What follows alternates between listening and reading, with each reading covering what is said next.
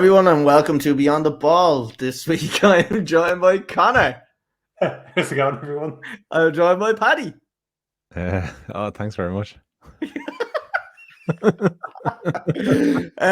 So we are just fresh off the podcast there. We were joined by Key Fatty Lads. That was an interesting podcast. We went down a different route, I think, with that one. Keith's a very kind of religious guy, a very spiritual guy, and he brought us on, I suppose, his own little journey of where he kind of went through as a footballer and stuff like that. And it was something different, but I thought it was a really good story. Conor, what did you make? It's great to have him on. It's great, yeah. Some interesting stuff. Didn't know Paddy changed his name, but whatever. Yeah, I was just gonna say. Yeah. Or something. No, it was. We all know what kind of demons Keith had when you heard about it in the tabloids, I suppose, years ago. So it's good to see he's found a new direction, a new lease of life when he came back over, and he's going to finish with football. Yeah, Paddy, what was your overall thoughts on it? Like it was something different, something we've never, like, not that like we've never experienced it. Jesus, we'd swear like we've never learned about religion right now, but just to talk to somebody that's kind of had a really good footballing career and come out and found that side of religion, like that's. But I don't think the football career was any reason why he found religion. I think it was, all the other stuff in his life, as he talked about his parents breaking up when he was young, and I suppose that can have such a big effect if you've no support network around you, and moving away from home, playing in like a different country, like it's a unique experience that not many people can relate to, because we all grow up in our family homes. So if you don't have that structure in at that time in your life, they're really formative years. And to find out how he dealt with that through playing as a professional footballer, and now after coming out the other side of it and finding religion, which is after helping him, it's good to hear. Inspiring in a way, I'd say. Yeah, so look, if anybody hasn't checked out the podcast, I really recommend just check it out. You can get it on Spotify, Apple Podcasts, the whole lot. Or if you want to watch it, you can watch it here on the YouTube channel, or you can get it on Facebook and Twitter as well. And we will clip the odd thing or two and put it on TikTok as well. So make sure you're following us on TikTok as well. We're here to look at game week 29, lads. Game week 28 still does have a couple of games going on. So Chelsea and Norwich, Southampton and Newcastle. Show, are we? We're not doing a fashion show, unfortunately. We still may come back to it, Paddy. I think you've been blessed that we have guests on, because now we don't have a fashion show. I don't know why we're not looping the guests in. Thanks for telling us about that, Keith. We should. Yeah. Will you rate Norwich's kit for this? Yeah. How would you rate Norwich? Can you model this for us? So yeah, there's 4 other games that we haven't talked about, lads. So when we're saying they're this level in the table, they might not be there on Saturday. So we're going to jump into the first game, which is Brighton and Liverpool. Conor, come to you first. Obviously, being the Liverpool fan, is the league back on for Liverpool? It's mad because it's been so long since we've done this last, and I think it's still the same situation where whoever wins the City Liverpool game in April is the favourite to run away, not to run away with it, but to run on with it. Yeah. So I don't think anything has changed in that. I still think it is going to come down to that game. It is a big 6-pointer for the cliche. I don't see either side dropping too many points in between.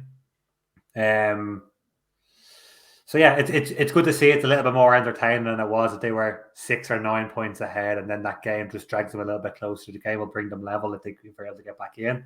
And Liverpool I'm just watching them now, are playing some good stuff at the moment, albeit being beaten at home 1-0 by Inter Milan at the moment, but 2-1 up on aggregate. But no, this is another game. I'd fancy Liverpool to get a result, to continue on the good form they've had against the mid and lower end team so far this season.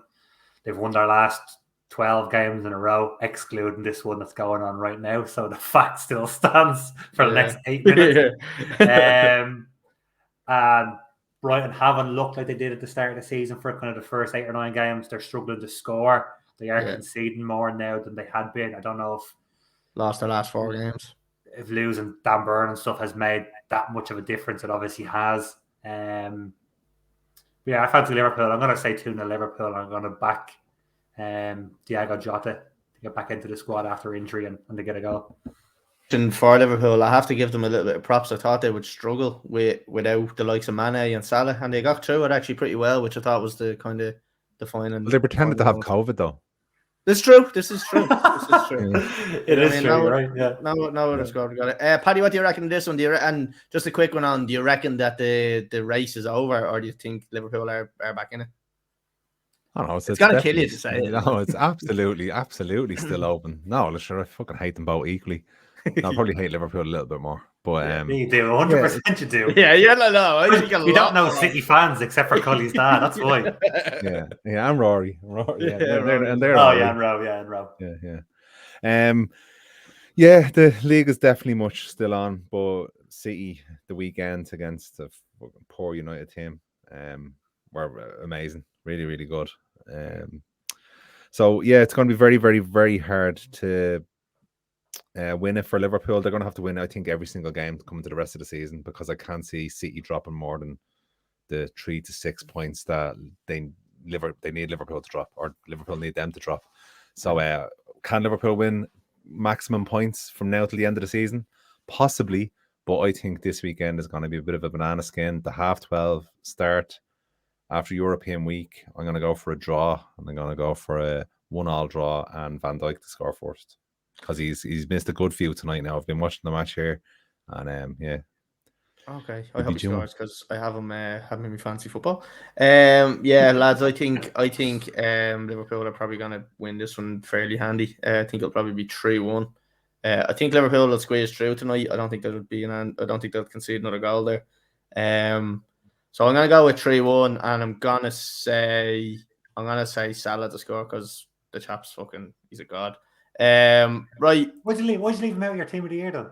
Oh, fucking don't bring that back up. Fuck's sake. I'll never live that one down. Lads, on to the next one. We'll just get score predictions on this one. Brentford and Burnley. Connor, come to you first. Good win for Brentford against Norwich. Ivan Toney back on scoring form. Burnley struggled in the last two games, albeit against top level opposition. I'm going to say 2-1 Brentford, and I'm going to back. I'm going to go Christian Eriksen. Oh, nice. Good to see him back. Paddy, what do you reckon? Yeah, I think because of the results Burnley have had lately, they're going to be shutting up shop. So I'm going to go for a big dirty 0-0 on this one. Do you know what I think? I think now we're at the stage of the season where teams that are like the likes of Burnley, Everton, Watford even, they might start getting these weird results that they probably wouldn't usually get. I know you're going to say Everton last night. I know you're going to say that. But I think you'll start getting some really weird kind of results now coming into the last kind of run, where teams will pick up points that you probably wouldn't usually expect them to pick up, but they have that little bit of extra motivation because they're obviously trying to avoid relegation. So with the Everton game last night, actually, does that prove that Lampard is shit? No, I think it proves everything are shit, because it was happening before he got there. So I'm actually gonna go with a 1-0 win for Burnley. I don't really think Brentford are gonna get relegated, but I don't think they're too good to do anything else there. So did Liverpool just concede? No, they didn't. Luis Diaz should have wrapped it up. All right, okay. What a player, by the way. Lads, on to the next one. Man United versus Spurs. Paddy, will come to you first. How do you see this one going? United are an absolute circus at the moment. Getting absolutely skilled by Manchester City. We're talking boys versus men. We heard, I think, Roy Keane saying it. It literally was that, and it was actually quite pathetic. I think in the last 15 minutes, City had 92% possession against 8, which is unheard of from a Manchester United team. I know we're talking about a different fucking animal altogether with City, but what was your thoughts on that? It was shit. Give me more. It was absolutely horrible. I don't think, but that's this whole. Feel it in my plums. I'm reading lots of stuff on the internet the last while about. Well, that's true. It's true. The stats don't lie. United have had the most chances created, but they've still been shit. Yeah. Absolutely dire. Crap. I've never had a season before that there was such big expectations. I can't remember since Ferguson left. Before. Going towards the end of the season. Now with the players we signed and all coming into the season, there was big hopes, and it's just been an absolute write-off. Last year, Graham Nolan said they were going to win the league. As soon as Solskjaer was sacked and they brought him in, it was just we'll just forget about the season. Just do what we want to do. And even this for this game now, we're what? behind Arsenal, they have 3 games in hand, and the same with Spurs or something like that. There's no way we're going to get 4th spot. I don't know. And so, like looking at where United are going now. So obviously you have Rangnick, who's obviously going to step aside. I don't think he's going to get the job there. No way. You're not going to get 4th position. You're not going to have Champions League football. Ronaldo during the week has pulled out of the team by saying he doesn't want to be on the bench, so he doesn't want to even travel with the squad against Manchester City, one of their biggest rivals. That for me is absolutely ridiculous. Now this is confirmed it's only up the road as well. It's not like he's traveling to fucking Kazakhstan. Yeah, exactly. Yeah, 10 minutes away. Beyond the Ball have confirmed that Ronaldo pulled out because he told us directly. But like, forget about that. What I'm trying to get to here. Oh yeah, hold on a second. Can I use that? Can I?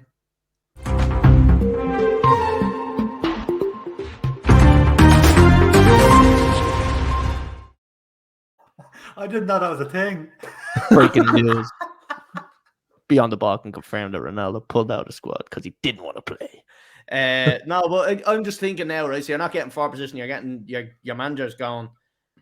But now, how are you going to attract players? You don't have Champions League football. Now, it depends on obviously what manager comes in there. But you're going to have to try to get players now that see Manchester United as a project rather than as a potential to win something. It's a 3 or 4 year job for anyone. Who's going to want it? Like, what footballer is going to want to come in there for a 3 or 4 year job when they could play at I know, but are United going to do that though? Are they going to smash that? Like, Ronaldo's probably going to leave in the summer. Hopefully he does. So do you think he was a mistake signing Ronaldo? In hindsight, maybe. But no.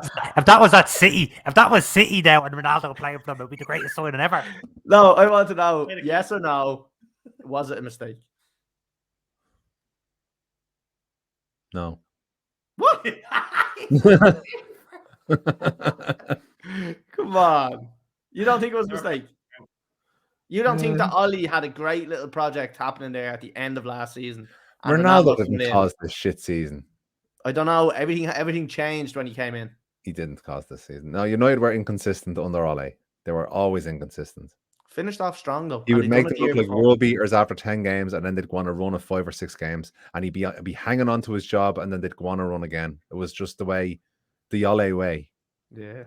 Shambles. So give us your score prediction on this one then, Paddy. just a defeated man talking about United, and it's great to see. I love it. I love to see this. I'm gonna go with a 2-0 win to United. Okay, and who's gonna score? Sancho. Nice one. Sancho's been quality actually. Conor, what do you reckon? I've never seen 2 managers want to get sacked as much in my life. Both of them have come out and said they're not staying past the summer. So, like, I don't know what's going on. Like, this is fucking... Do you know trade? Do you know what? An actual manager trade there could be a fucking good show. Yeah, but not for Daniel Levy. It wouldn't be a good show. It'd be a good show for United.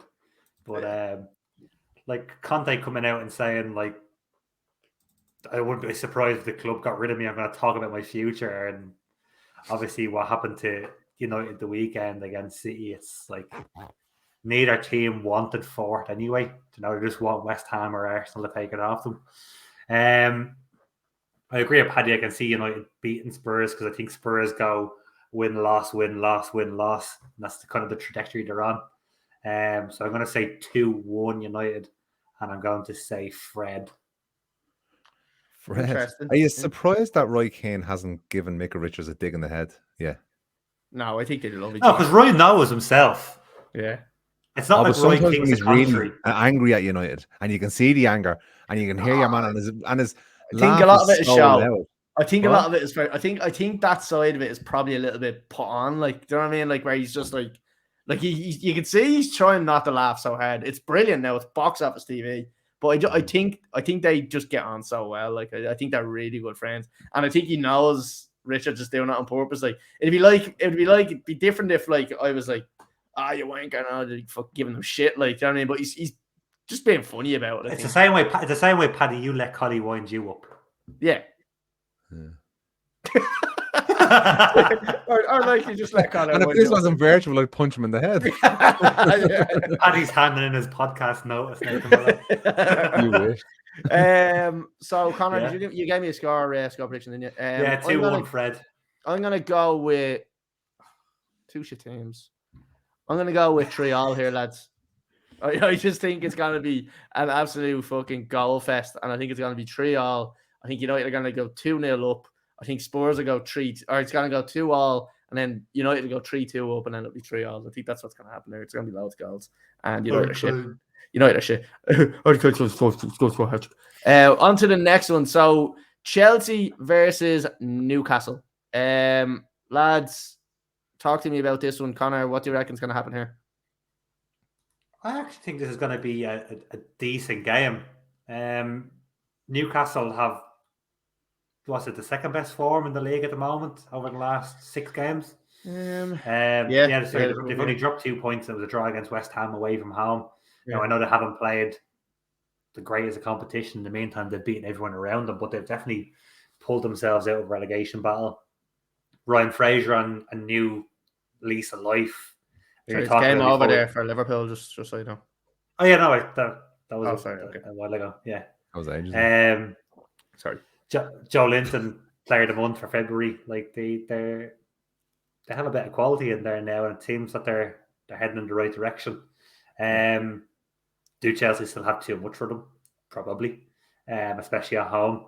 So I'm going to say another title. I'm going to say 2-1 Chelsea, and I'm going to back Kai Havertz to score because he's been playing well recently. Yeah, Paddy, what do you reckon? Newcastle 2-0. Alan Shearer, brace. Yeah, Alan Shearer's going to score. Yeah. Are you going with Newcastle? No, I don't know. Steve It depends. Like, how is all this Abramovich stuff affecting Chelsea, and how do you feel about it all? I suppose, Collie. Yeah, I suppose we haven't really talked about it. I know he was going to let it go past. Yeah, like Chelsea obviously won their last match 4-0, so I don't think that's affecting them too much. Yeah, but what do you think about it? Like having Abramovich there as the owner, and I will address something that was brought up to me in the group where Graham Lawler, who obviously is on the podcast. No, he's not on the podcast. Well, he was on the podcast. He got pranked by Robbie King. He cried since. He came at me and basically he wanted a personal apology from me on behalf of every single Chelsea fan that sang Roman Abramovich's name during the minute's applause in for Ukraine. Now, did you sing it? I didn't sing it. I wasn't watching the match. So would you have sang it? Yes. I don't know. Like, what?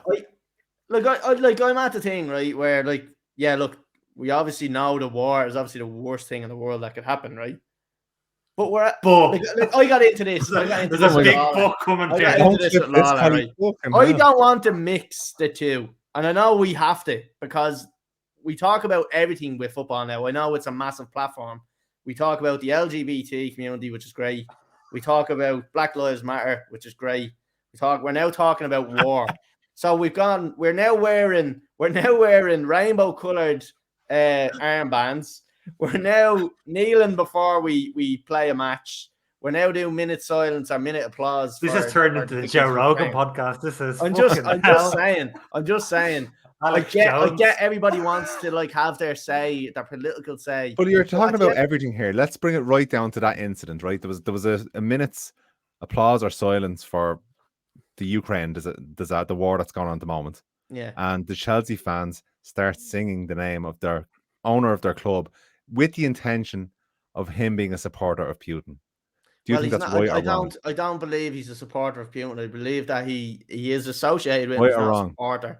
Right or wrong? Look, I mean, right or wrong? You're doing what Lawler done, and if you want an apology from you, you're not getting it. I'm not looking for an apology. I'm looking for right or wrong. Do you think it's right or wrong what they do? He's not looking for an apology. He just wants to say those minority of fans who did it weren't correct in doing what they did. Were they right or wrong? No, they done it at the wrong stage. They probably shouldn't have done it. But I just don't want. All right, okay, they were wrong. But I just don't want. I don't want this whole thing. Laura, you owe me 20 quid. It's just political. The whole thing is political now. Like, there's no can we not say thanks to Roman Abramovich? Chelsea wouldn't be where they are if we didn't have Roman Abramovich. Yeah, but they weren't doing it at that stage. What? Then what? They were doing it for one purpose only, and that was just being scumbags at that point. don't think so. At that time, they were. If they had done it during the game, I would have totally understood it. If they had just, the owner. Well, maybe they are. Maybe the fans, the set of fans, do believe that Roman Abramovich is being treated unfairly because of all this. Because there's a war going on in Ukraine and Russia, which Roman Abramovich, the owner of Chelsea. Hold on. Let's take a few steps back. There's proof that he's benefited from his ruling in Russia, and his ruling has been a dictatorship. So there's proof that he has benefited from that, and he's helped fund. He helped get Putin in power. Like that's where it all stems back to, is that he actually. So he started the war. No, so he was the one that, like, the previous president, obviously he came to him, and then actually he was a part of the party or wherever it was, the group of people that got rid of him and got Putin in power. So it, like, Putin, I can understand. I can understand what you're saying, and I know he's trying to wind me up now, but like at the end of the day, he's one of the best football club owners in the world that's ever existed. And if I had 4 billion, I'd be the best football club owner as well. All we're saying is the Glazers have it. Collie, but all that's being said is that was the Ferguson effect. Fuck off. They're right in supporting the owner because he is being unjustly prosecuted over this. That's fine. But in the 60 seconds of the entire outing of the fucking football match, that's the only 60 seconds that they shouldn't sing his name. That's the only 60 seconds. But they wanted to show their support in that moment because it's relatable to boy. They were wrong. Let me finish, because you keep jumping over me because you know I'm doing this. They wanted to show their support. Well, why did they do it right then? It's pointless. We're moving on. Chelsea are going to win 3-0 on this. We're moving on to the next one. Everton and Wolves, lads. 1-0 to Newcastle. Didier Drogba. Did you? And Chris Wood's going to score. Oh, right, okay. Right, on to the next one because I can't talk to you about Chelsea. Everton and Wolves. Conor, what do you reckon? Two brutal sides. One who doesn't score enough and one who just concedes too many. I'm going to say 1-1, and I'm going to back. Who's even scored? I'm going to back Richarlison because I think he's back into the squad now. Paddy? Who's scoring? Nobody. They lost 5-0. 1-0 Everton, and Richarlison. Well, not like the last week, but 1-0 and Richarlison, was it, Paddy? I'm going to go with 2-1 to Everton because Super Frank is going to turn it around. And I'm going to say... Is Calvert-Lewin's back, I think, isn't he? Yeah, he is. Yeah, I'm going to go with Calvert-Lewin because I think he's due a few goals. Right, on to the next one, lads. Leeds and Norwich. Relegation battle here. Paddy, what do you reckon? Bielsa getting sacked? I'm going to go 1-0 for Leeds and Dan James to score. Interesting. Conor, what do you reckon? What do you reckon about fucking Bielsa actually going? It's a weird one because they owe him so much, but I think they did need a change if they're going to stay in the league. The style of how many times do we speak about his style of football not suiting playing the top 7 clubs, top 8 clubs in the league? It just doesn't. Yeah. They're never going to be a Burnley and grind a 1-1 or a 0-0 against City, or they're never going to be a Palace and grind a 1-1 against Liverpool. It's just never going to happen. They're going to get turned over by the better footballing sides, and there's just too many footballing sides in the league at the moment. Do I believe in Jesse Marsh coming in? No. Did you see his interview about he's a strange character. He's a strange man. Okay, Ted Lasso. Absolute Ted Lasso, like majorly. I think he will play a tighter ship. I think he will try to keep the work ethic high, but play with like a bank of 4, bank of 5 instead of playing like a flat 4-4-2. I think it will be enough to beat Norwich. I can see them beating Norwich 1-0, and I'm going to back Rafinha to score. Nice one. Paddy, you gave me a score prediction, didn't you? I did 1-0 and Dan James to score.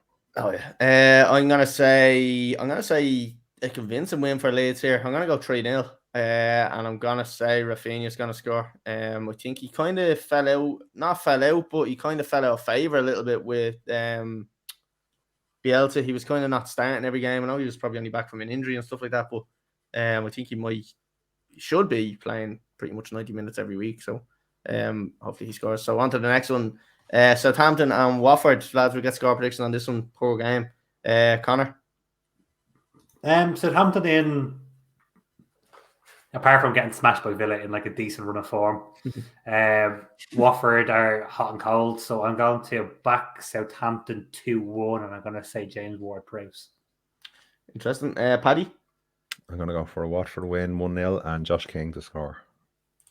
Interesting. Yeah, lads, I think this is going to be a Southampton win. I'm going to say 2-1 to I'm going to say 2-1 to Southampton. I'm going to say Che Adams to score. On to the next one, West Ham and Villa. Actually, it should be a decent enough game. Conor, what do you reckon on this one?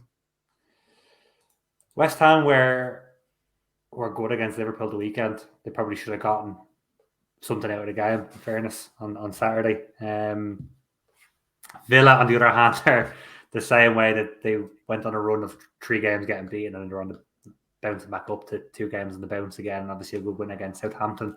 So I reckon it will be tight. I fancy West Ham to nick it just from the physicality side of things. I'm going to say West Ham 2-1.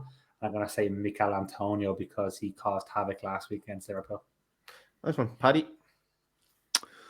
You're going to go for 2-2 here. I think it'll be 2-2 informed teams. 2-2 Mikel Antonio to score first. Antonio. I think 2-1 to West Ham here. I think West Ham are probably going to nick here. I'm going to go with Bowen to score. I like Bowen. Lads, can I ask you a question? Who would you rather, Bowen or Saka? Saka.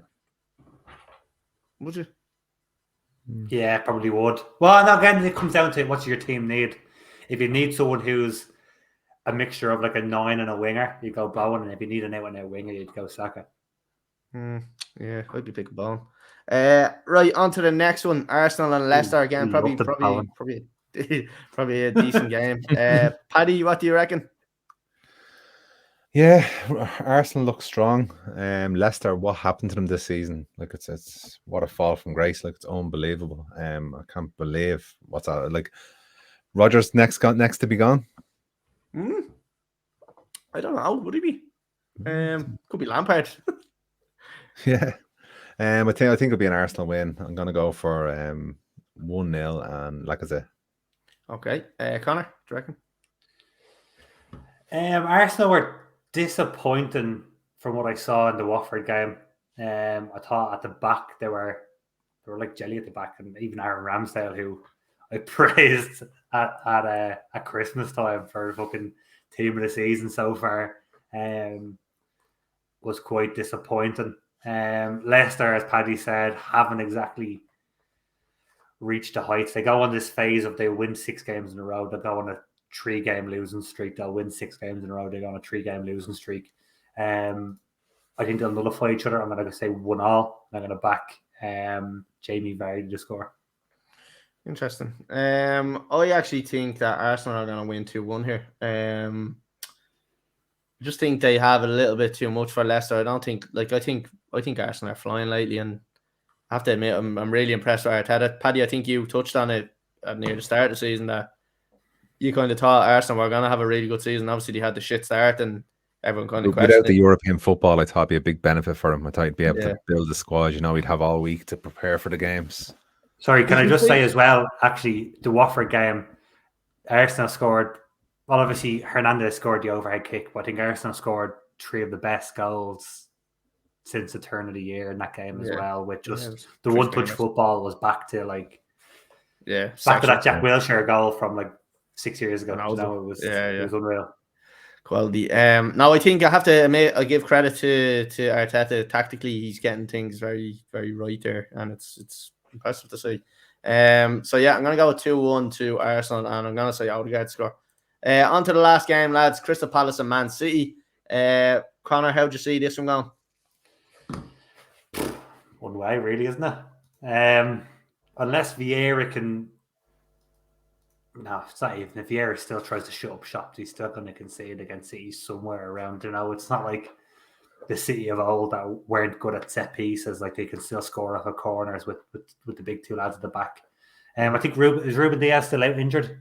Probably will. He's not expected back till I think the 10th or 11th of April. So again, they're going to be relying on John Stones and Laporte, who are not exactly fucking. I like them. They're not exactly League One defenders. Like they're not a Nat Phillips. Like I'm a fan of John Stones.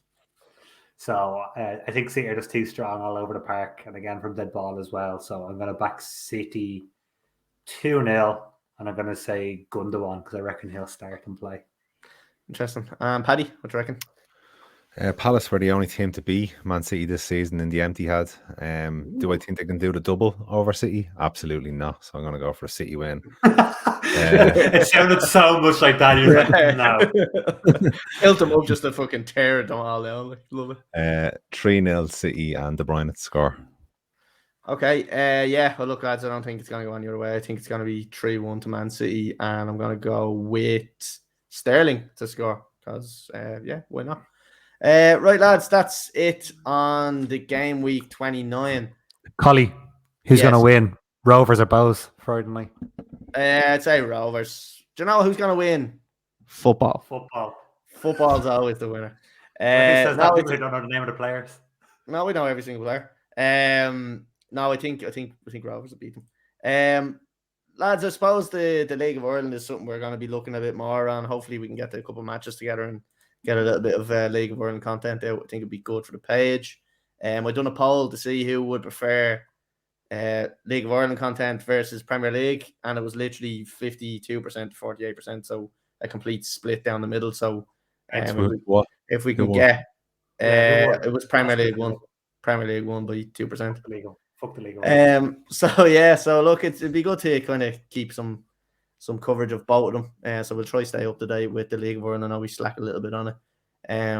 But yeah, so look, anyone that's watching, listening, make sure you catch us on Spotify, Apple Podcasts, anywhere you get your podcasts. We're on YouTube, Facebook, Twitter, TikTok. Make sure you follow us, subscribe to us there. Share it with your friends. You're selling podcasts in Moore Street there. Get your podcast anywhere you get your podcast. Get your podcast. 1 for a subscribe, 2 for a like. So look, we are everywhere. We're trying to push it as much as we can. So tell your mates because we're fucking deadly. And there's no one doing what we're doing. We're going to do a shitload of content. Except every other middle-aged man in fucking Ireland. Everyone's having a midlife crisis. But we are going to try to get a lot of content out in terms of like doing football challenges and hopefully some golf stuff as well coming up as well. So, So look, lads, we're going to leave it there. We're out of here. But we do have on Sunday at 8:30 Shane McFall coming on, who is obviously over in America at the moment playing with Colorado Hailstorm, I think they're called. I can't remember. They're a newly set up team. Colorado.